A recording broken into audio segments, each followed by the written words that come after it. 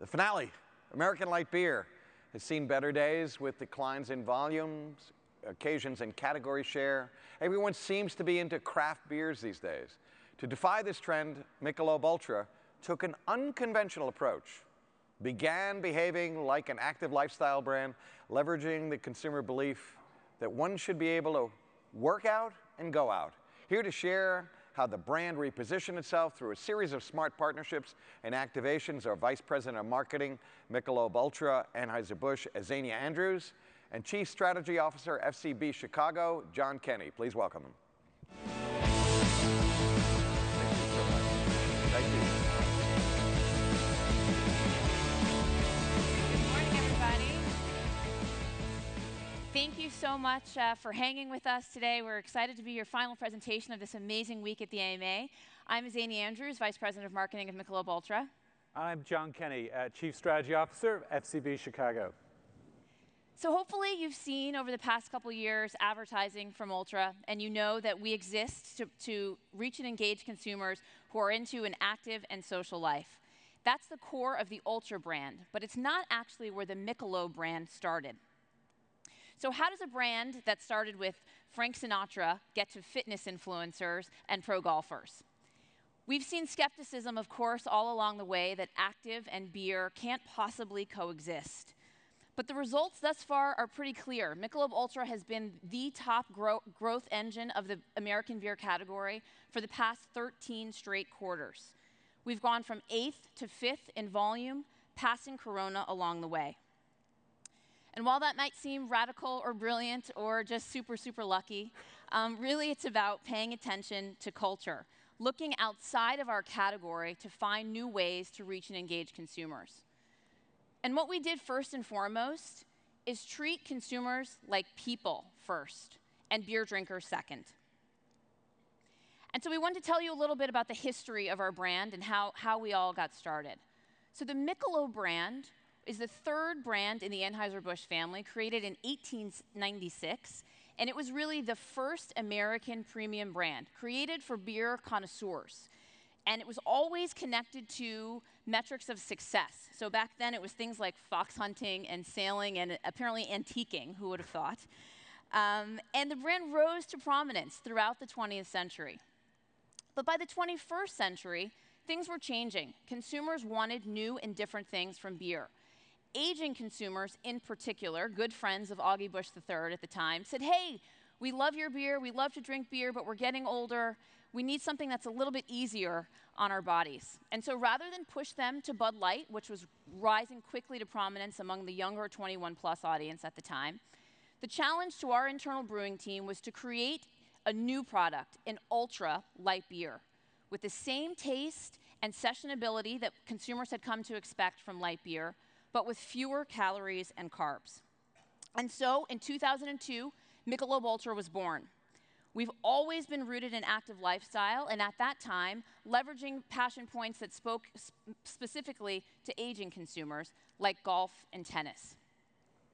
But as you just heard, this growth has come in the midst of a really big shakeup in beer. So it's not even just about craft, which has taken our space from hundreds of SKUs to thousands of SKUs, but we're also under tremendous pressure from the hard liquor space, which has done an incredible job of building brands in nightlife, which reach and engage young consumers, and wine, which has eaten into meal occasions and really taken away, in many respects, the idea of sophistication and alcohol from beer.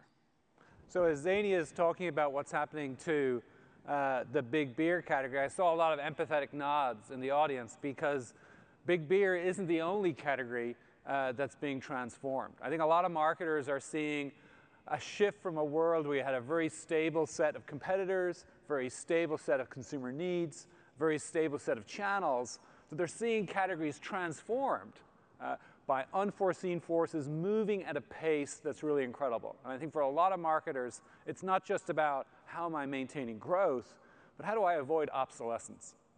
And so what we're going to talk about today is how to shift and be prepared for the forces that you cannot foresee. And it starts with shifting away from category thinking to cultural thinking. And for Michelob Ultra, that meant stop behaving like a beer brand. Now, that might sound like an idea that came out of a creative brainstorm that went a little bit too late into the night.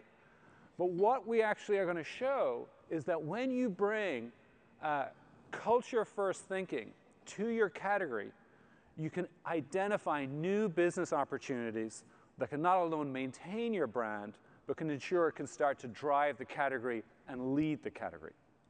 Now, I know people get scared when they talk about anticipating culture and where culture is going. This is not about predicting the future. No crystal ball is going to be required or demonstrated in this presentation.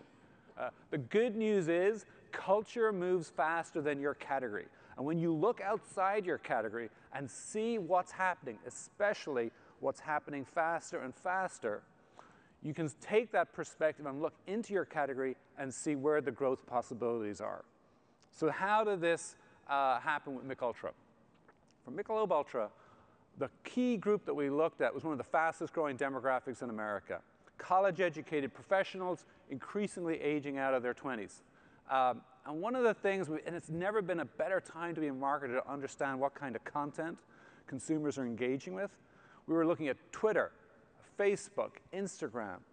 And initially, to be honest, we were confused because we saw them kind of engaging in kind of super niche activities like Tough Mudder, Soul Cycle, color runs, massive levels of engagement. Even those 4 or 5 years ago, these were still relatively niche activities.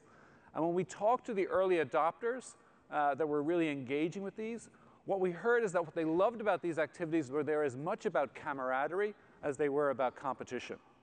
So we saw the whole kind of culture of an active lifestyle really changing.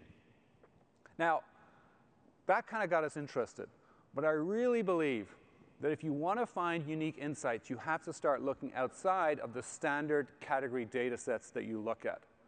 If you think you're going to find something new in the standard category data sets you use, you can only think that if you believe you're actually smarter than all your competition. Unique insights comes from unique data sets. And so we're very blessed at FCB to have an amazing analytics team, and they've been building partnerships with data sets across the range. And one of the most useful ones was our partnership with OkCupid. And we found that this group of consumers that we were really interested in, if they had anything to do with fitness at all, were mentioning it on their dating profile. 4 out of 5 of the most attractive descriptors on OkCupid's platform related to fitness. So even if the only thing you'd run for in the last year was the elevator, you were mentioning your love of running on your dating profile. And so clearly, the whole space of culture and fitness, or the space of fitness and health, was really being transformed. But as much as we love innovative data sets, it is for naught if you do not have people who are culturally curious on your team. If there's one recommendation I have is hire culturally curious people. You can train them on the category. You cannot train people to be culturally curious. You need people on your team who are going to be texting you on the weekend going, if you notice that everyone in the bar looks like they've either come from or going to the gym, what's going on? And then on Monday, they're bringing you in charts like this where, for the first time, athleisure wear is dominating the fashion category. And denim, which used to be the uniform of youth culture, is now 1/3 the size of athleisure wear. So clearly something exciting is happening in culture in terms of how people are thinking about health, wellness, and fitness. As Azania talked about, Michelob Ultra had amazing credentials to play in the fitness and well-being space. But we were also a premium brand. And we wanted to make sure that this trend we identified would position the brand not just for growth, but really profitable growth in the premium sector. And the exciting thing is that, again, this trend we're seeing is incredibly premium. For the first time in American history, the more affluent you are, the more likely you are to be fit and in shape. While we all increasingly work in the service economy, so we're be it at a call center, flipping burgers, in a conference room, none of us are getting a workout. So increasingly having muscles and being in shape shows that you have the time, the energy, and the discipline to go to the gym every morning. And so what's happened with fitness is it's changed from being a route out of a sign that you have a really hard, kind of tough job. Increasingly, fitness is seen as a path to the C-suite. 75% of executives said good physical fitness is critical for career success. So that's what kind of got us really excited in terms of what's going on with this cultural trend. Now, of course, you have to be skeptic. You have to be skeptical in terms of what you're seeing. And so one of the things we talk about is do we really like those people who go to the gym every morning before coming to work? I mean, don't they kind of aggravate us a little bit? And so we wanted to ask, because we didn't want to be a niche brand. We wanted this brand to be mass, hugely successful. Is this something that everyone aspires to? And so we did a very kind of quick, simple study. Give us the 3 adjectives you think of when you think of fit, active people. And again, it was overwhelmingly positive. So we're seeing out in culture fitness and health becoming more social, becoming more attractive, becoming more premium, and something that everyone aspires to. And so what we started talking about was that active was the new premium. That increasingly it wasn't just about avoiding a beer belly as you got older or kind of maintaining your health. It had become the status symbol. And that the $50,000 convertible was nowhere near as premium as a $15,000 carbon fiber bicycle. That in many ways, the best accessory to your Chanel handbag is Lululemon yoga pants. And so as you think about the health space, active space, as you think about the premium space, you have to think about how it's being transformed. And that's all great, very interesting, nice sociological thesis, John. What the hell has that got to do with beer? In many ways, light domestic beer was seen as the antithesis of health and wellness. But with this culture-first perspective, we dug into the data in the category after seeing what was happening in culture. And what we saw really blew us away, because the light beer category was dominated by people who had a real interest in health and fitness. 68% of light beer drinkers were active. 80% were health conscious. Overall, we had 86% market coverage. The light beer category was dominated by these types of consumers, but no one was talking to them. So what we started thinking about was, how do we market to the social athlete? We have come a long way from antiquing and fox hunting. This is now a consumer who socializes by exercising. The place where everyone knows their name is as likely to be a gym as a bar, and we believed Michelob Ultra was the beer that could capture this opportunity. And so like John said, insights are great, category understanding is amazing, but none of it matters if we can't put it to work, creating amazing content and experiences that are going to reach, engage, and persuade consumers to try our beer. And so we've created a lot of work together over the last couple of years, a lot of which is running behind me on the screen. We wanted to share with you a few examples to hopefully get you excited in understanding the world that we're creating with the social athlete. So the first that I'm going to show is a program that we launched last year called Team Ultra. We are the sponsor of the beer sponsor of the New York City Marathon. And we found through social listening that something like 50,000 people every year are disappointed when the bibs are announced and they don't get one. And there's this huge sort of sigh on Twitter of people saying, man, 5th year in a row, I didn't get it. And so we decided that we would give people another chance. So we launched a national contest to have people tell us how they go the extra mile. And the idea was to show that we could help celebrate people who put the extra effort in to live the balanced, active life that our brand stands for. And so here's the spot that we used to launch it.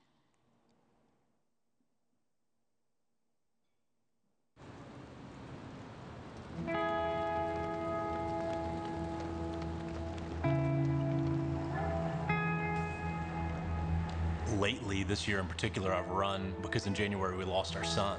I find it is time to be with him, time to just clear my mind.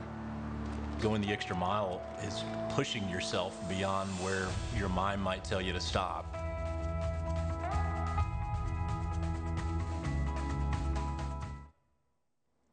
And so Team Ultra was an amazing experience. Folks are still running together a full year later, and they post things on Instagram saying, I will be forever changed by this experience, and I will never forget what Michelob Ultra provided for me. These are the types of ambassadors and influencers that we need, people who can advocate and tell the story of our brand with and for us. The next one's called the Resistance Tap, and it was our way of bringing a little bit of fitness into bars.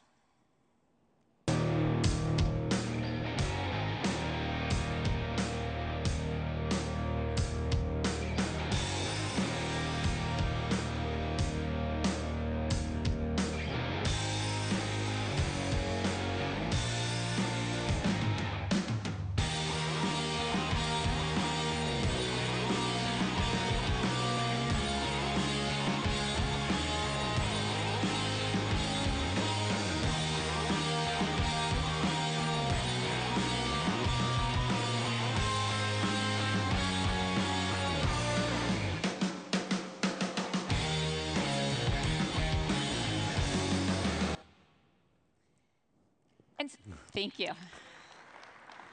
And so with 100 pounds of extra resistance in a tap, we gave some CrossFitters a fun new way to try beer. But what I hope you saw in that spot is the smiles on people's faces.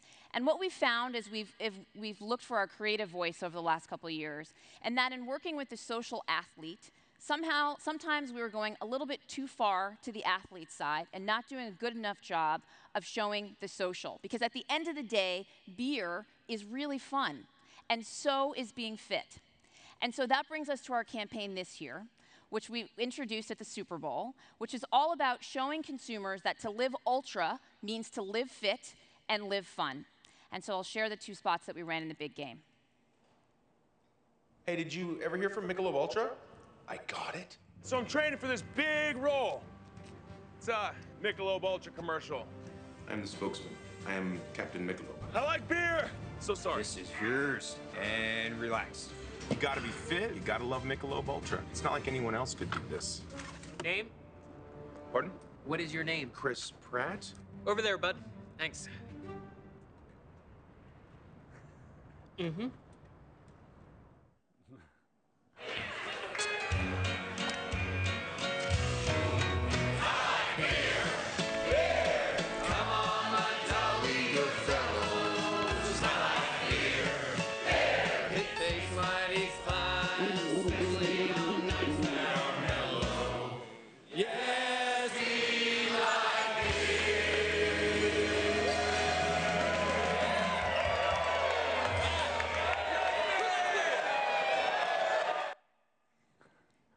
So with the help of our good buddy, Chris Pratt, we brought that campaign to life. It's been one of the most successful campaigns that Ultra has ever seen, driving consideration faster than ever before. And we kept the idea of living Ultra going all year long. So what you're seeing behind me is a case study from an event that we held a few weeks ago called the Ultra Fit Festival. Taking advantage of the rising trend in wellness tourism, we invited influencers and consumers from all around the country to spend a day and a half with us at a beautiful hotel in Arizona, taking classes from the country's leading fitness influencers, having amazing experiences with food and music, and of course, plenty of Michelob Ultra. And even with all of our exciting growth for this brand, we're not done. We know that leading trends in health and wellness is critical to our ability to continue leading the category.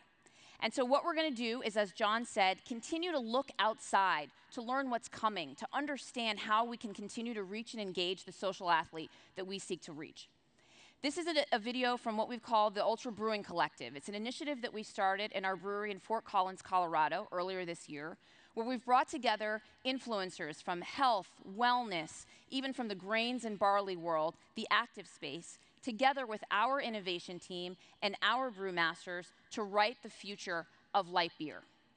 Because we will continue to make sure that Michelob Ultra is leading the category. And that means looking outside to take the best of what's happening in trends and culture inside to beer so that we can continue to shape and engage consumers. Thanks so much.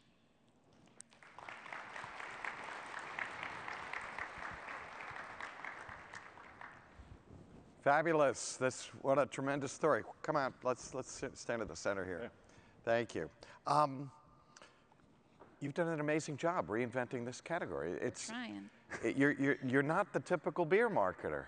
So what led to all of the realizations and understandings about the business, the insights, because it just seems to be somewhat atypical of what the general perception of what great beer marketing is all about? Sure. I mean, I think it's really what John said, which is that if we had looked inside, right, we might have started to try to act like craft. Yeah. Someone would say, hey, that's where all the growth is coming from. Why don't we get more local and more styles and more things? And really what we said is we want to be a part of culture. And what are consumers doing? And what are the consumers that we want to reach and engage doing? Health and wellness is the biggest macro trend happening in this country. And that almost seemed counterintuitive to the average alcohol drinker, that you can in fact marry those two things together. Absolutely. John, how did you bring all of this together? I mean, you obviously played a major role in bringing this transformation. I love reinvention stories. I love the ability to kind of go places, you know, you're not always going to expect somebody to go. I think, and as Zania said, it was very counterintuitive, but I think one of the things a marketer cannot be at the end of the day is cliched. Right. We're the only industry that is financially incentivized to be as original and as unique as possible. And so when we started putting out this work, I mean, we did get a lot of pushback. There was a lot of people thinking, how can a beer talk about fitness? But I think when we stepped back, we realized they're talking about our work.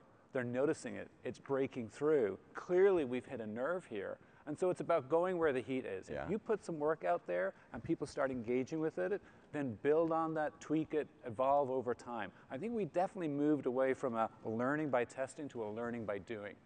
And I think that's where you kind of really get a lot of real kind of intelligence in terms of what the market will actually accept, versus a lot of focus group thinking where you just go around in circles forever. Gotcha. I love the new spots, by the way. How'd you end up on Chris Pratt?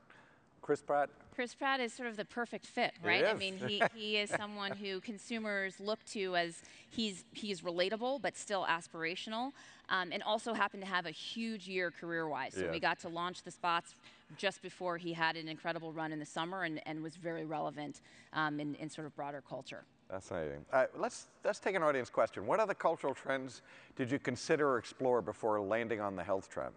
Were there any other options? No, I mean, I think one of the things that certainly, if you're a culture-first organization, is you need to have on your radar at all times what are the big trends that are going on. The fact that we're dealing with an incredibly more educated consumer, a more productivity-focused consumer, a more health-conscious consumer, a more almost environmentally sensitive consumer. And so part of it is we always look at all of these trends when we're working with a client first to see which one, first of all, their brand has a kind of a functional purpose that they can play in, but also which one speaks to their brand equity.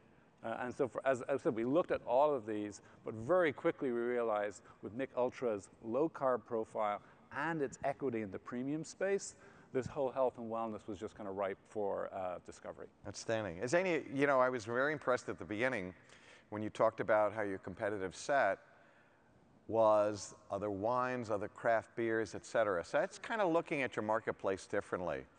How are you doing relative to those other segments that most beer makers probably wouldn't even consider before? So we continue to do very well and are, again, fastest growing in the beer category and among the fastest growing overall in alcohol. And interestingly, I think that we have set a trend. You're starting to see, you know, lower calorie wines be introduced.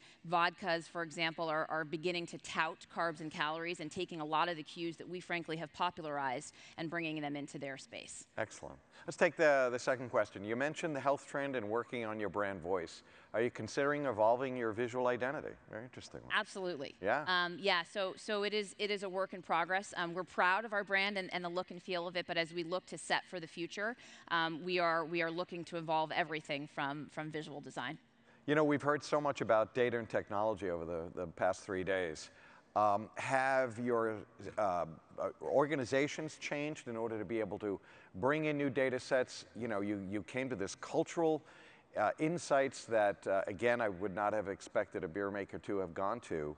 How have you transformed your organization to be able to take advantage of that trend as well? So I'm a little bit jealous of looking at the Keurig presentation earlier because, you know, as a brewer, I sell to a wholesaler who sells to a retailer who sells to an end consumer.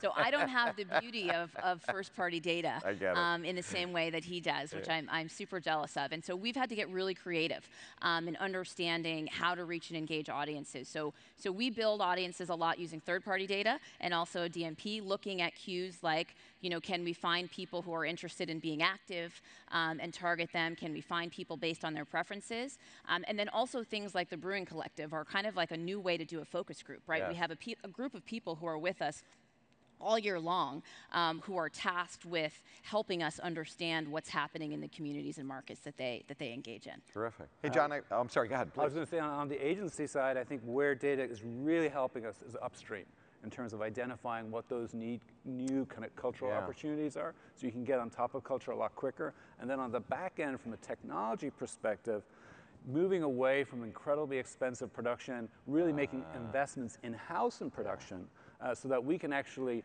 learn by doing. So rather than talking about concept boards and mood boards, we're actually kind of sharing consumers kind of finished films, digital pieces of content, and seeing how they engage in the real world rather than some laboratory. Yeah, it leads me into the question I was just about to ask you, which was, we've been talking for the past couple of years about client-agency relationships. Obviously, that's not a problem here. What are you both doing in order to be able to nurture outstanding relationships, which is produce great work, which is leading to outstanding results? I think the trick for any agency in terms of building a strong relationship with their client is they need a business partner. Right. They need a business partner who's not just coming to them with creative ideas, but coming to them with ideas that can kind of unlock long-term business growth. And I think the second thing that agencies really need to do is embrace the technology. Because as much as our clients are demanding more and more customized content, agencies have to change how they operate so they can meet that within the time, the constraints, while still having that world-class storytelling. Excellent. So we're down to our last question. It's a question I've been asking everybody, which is, what's the one thing you want the audience to know or think about as they go back to their offices on Mondays? John, I'm going to start with you. Hire culturally curious people. You can train people in terms of the category. You cannot train people to be culturally curious, so hire them. Excellent. You have the last word? I would say don't be afraid to look outside the category for insights, right? Look outside to make inside stronger. Wow, great presentation. John Kenny, Zany Andrews, thank you so very much. Thank you. Really appreciate it. Good. Well, that brings our 108th Annual Masters of Marketing Conference to a close. I'd like to take a moment to collectively thank this morning's speakers and all the presenters from the past few days. Your insights have been remarkable, and we are better marketers because of what you so generously shared. So let's have a round of applause for all of you. I also want to thank all 12 of our ANA strategic partners, our ANA audio partner, our 17 ANA thought leader partners, conference sponsors and exhibitors without whom these past few days would not have been possible. So thank you very much as well. And finally, I want to thank you, our attendees. This event is all about you. So from all of us at the Association of National Advertisers, thank you for being here. And we look forward to seeing you at next year's gathering. The Masters will be October 1st to the 5th, 2019, right here at Rosenshingle Creek in Orlando. So please travel safely, and we'll see you next year. Thank you. I got this feeling inside my bones. It goes electric wavy when I turn it on. Off from my city, off from my home.